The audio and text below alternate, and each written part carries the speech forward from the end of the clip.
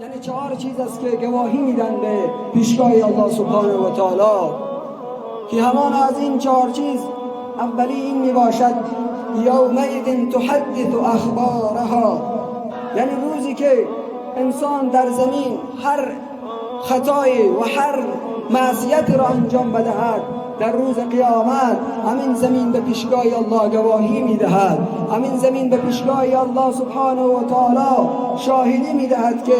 این فرد و این شخص چنین کاری را انجام داده است، که همانا زمین میباشد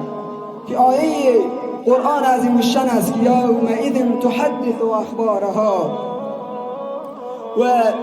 شاهدی دوم و گواهی که دومی میدهد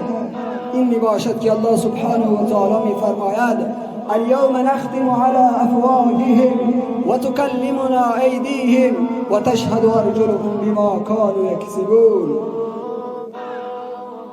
یعنی انسانی که گناه میکند و شاهدی دوم و چیزی که شهادت میدهد اعضای انسان میباشد، دست و پای انسان میباشد، اندامهای انسان میباشد، و همین دست در روز قیامت شهادت میدهد که آیا تو چنین گناهی نکردی، همین پا شهادت میدهد که آیا به طرف چنین گناهی روان نبودی. در آن روز به پیشگاه الله سبحانه و تعالی چه جواب داریم؟ باید من و تو مسلمان که امروز از پیش من و تو گناه سر زده می شود، از پیش همه گناه سر زده می شود، و باید انسان توبه بکند. هر کس که باشد، چه عالم باشد، چه جوان باشد، چه محدث باشد، هر کس که باشد باید توبه بکند. از پیش همه گناه سر می زند. اینکه الله سبحانه و تعالی فرمود والعصر ان الانسان لفی خسر. الله سبحانه و تعالی قسم یاد کرد که انسان در زیانه، انسان خطاکاره، انسان روزی است که از پیش از گناه سر میزند، ولی الله سبحانه و تعالی راه عفو گناهان را